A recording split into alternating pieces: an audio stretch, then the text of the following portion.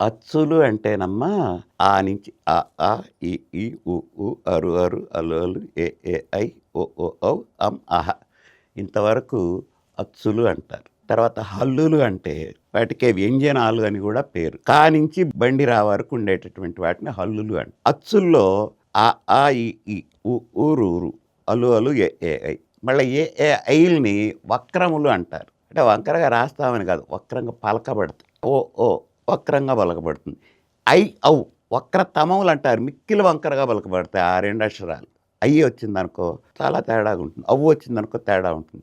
అంటే ఏ, ఏ, ఓ, ఓ కంటే అక్కడ వంకర కంటే ఇక్కడ ఎక్కువ వంకర కనపడుతుంది మన ఉచ్చారణలో. తర్వాత సున్నా, అరసున్నా కూడా ఉంటుంది. విసర్గ అంటే ఇప్పుడు ఒకప్పుడు విసర్గ సున్నా పక్కన సున్నా పెట్టేవాళ్ళు.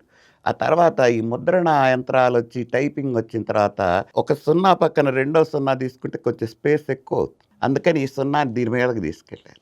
ఇక ఈ కా నుంచి బండి రా వరకు ఉండేటటువంటి వాటికి విభజన ఉంది. కా, ఖ, గా, ఘ, ఞ, చా, చా, జా, జా, ఝ, ఇణి, టా, ఠ, డా, ఢ, ణ, తా, థ, దా, ధ, న, ప, ఫ, బ, భ, మ, యా, రా, లా, వ, శేష, సాహ, అళ, అక్ష, బండిర. వీటిలో ఈ మొదట చూడమ్మా ఈ టేబుల్లో ఇటు నుంచి పైనుంచి కిందకి చూస్తే కా, చ, ట, త, ప, కచట, తప.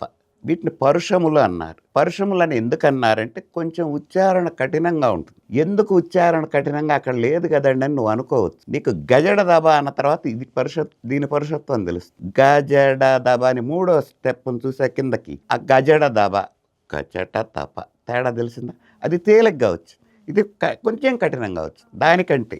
కాబట్టి కచట తప పరుషములు, గజడ దబ సరళములు.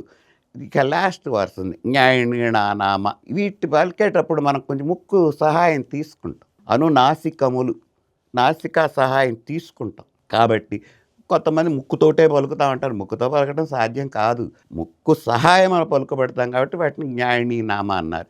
అంటే మొదటి లైను పరుషములు, తర్వాత 3 గజడదబ సరళములు, జ్ఞానీనామ అనునాసికములు, ఈ మధ్యలో ఒత్తక్షరాలు ఉంటాయి.